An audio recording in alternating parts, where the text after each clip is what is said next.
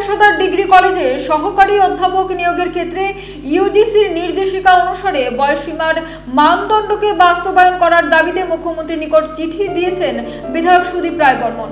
তিনি লেখেন, বর্তমানে টিপিএসসির মাধ্যমে ত্রিপুরা সরকারের নিয়োগ প্রক্রিয়ার সাধারণ ও পেশাদার ডিগ্রি কলেজে সহকারী অধ্যাপক পদে বয়সসীমা 40 বছর রয়েছে, কিন্তু ইউজিসির নির্দেশিকা অনুসারে উপরের বিভিন্ন পদে নিয়োগের ক্ষেত্রে কোনো বয়সসীমা নেই। তাই ত্রিপুরার অনেক নেট স্লেট পিএইচডি যোগ্য প্রার্থী পদে নিয়োগের সুযোগ থেকে বঞ্চিত হচ্ছেন। এই বিষয়ে মুখ্যমন্ত্রীর নিকট চিঠি দিয়ে আবেদন জানিয়েছেন তিনি।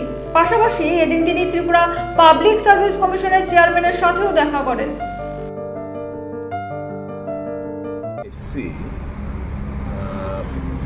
Assistant professor government degree college এবং প্রফেশনাল কলেজে যে অ্যাডভার্টাইজমেন্ট ইদানিংকালে দুটো অ্যাডভার্টাইজমেন্ট হয়েছে, তাতে দেখা যাচ্ছে যে 40 বছর অবধি তাদের এজ লিমিট প্রেসক্রাইব করা হয়েছে এবং 40 বছরের উপরে যারা রয়েছে তাদের এই প্রতিযোগিতার পরীক্ষার মধ্যে বসার কোনো স্কোপ নেই। তো আমি চেয়ারম্যান সাহেবের সঙ্গে দেখা বললাম যে ইউজিসির গাইডলাইন তো সে কথা বলছে না। ইউজিসির গাইডলাইন তো কোনো এজ লিমিটই তাদের জন্য প্রেসক্রাইব করেনি।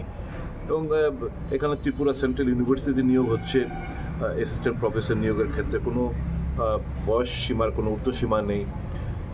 কিংবা এখানে আপনার এই কী বলে ল কলেজ বিভিন্ন জায়গায় এনইউতে নিয়েছে, ন্যাশনাল ল ইউনিভার্সিটি, তাতেও কোনো এজ বার নেই।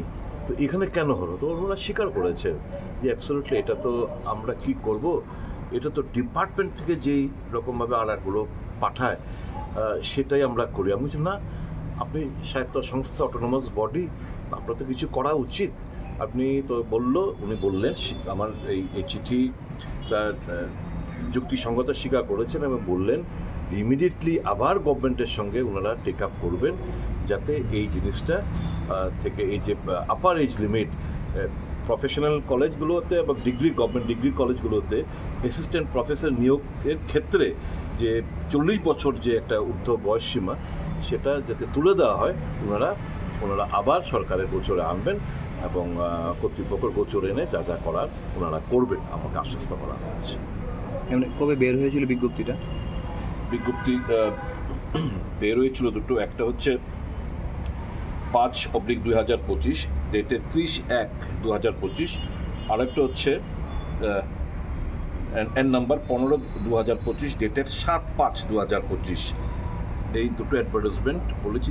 তো অনেক ছাত্রছাত্রীরা যারা নেট সেট পিএইচডি হোল্ডার কিংবা বিভিন্ন গভর্নমেন্ট ডিগ্রি কলেজে তারা ভিজিটিং গেস্ট লেকচার কিংবা ভিজিটিং প্রফেসর হিসেবে কাজ করছে, তারা তো বয়সসীমা পার হয়ে যেতে পারে, তারা তো সুযোগ পাচ্ছে না পরীক্ষা বসার জন্য।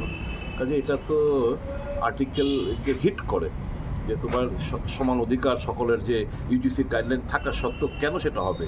তো ওনারা সবটাই স্বীকার করেছেন এবং বললেন যে এটা তো আমরা কি করব।